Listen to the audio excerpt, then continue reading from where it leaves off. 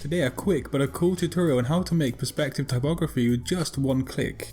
We're not going to be using any warp tools and there's going to be no manual perspective edits, so find out how to do that next.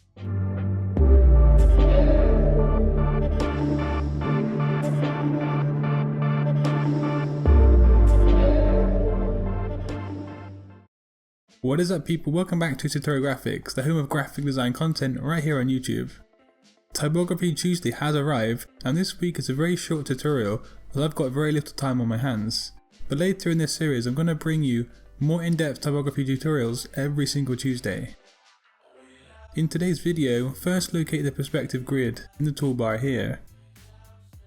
Once your grid is on the screen, you can move the handles to adjust the height, the width, and also the overall perspective of your grid.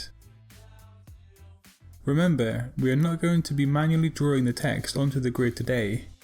I'm going to show you how to simply click once to make a perspective grid typography. If at any point you want to hide the grid, just go to the top and click View, Perspective Grid, and then Hide Grid.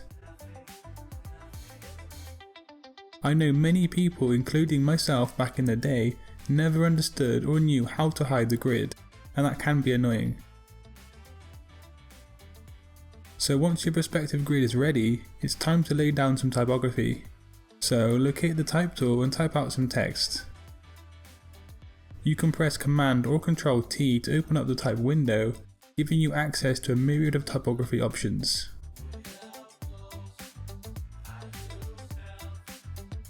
Once your typography is in place, it's time for the magic to happen. So hold down a click over the perspective grid icon in the toolbar and then use the perspective grid tool. All you need to do with this tool is to click and drag the text onto the grid like so, and Illustrator will automatically position it and make its perspective. From here you can press Command or Control and then hold down Shift at the same time to resize your type without distorting it. However, how can we add some text onto the other side of the grid? Sometimes the widget that you can see in the top corner of my screen will not be visible for you. You are going to need it for this next part of the tutorial, so double click the perspective grid tool in the toolbar menu to make sure it's showing somewhere on your screen. The highlighted side of the cube on the widget will dictate which area of the grid you're going to add your typography onto. So if I highlight the orange side and then repeat the process, I can add perspective typography with ease and with just one click. This method doesn't only work for typography, you can add shapes and other things in Illustrator with this method.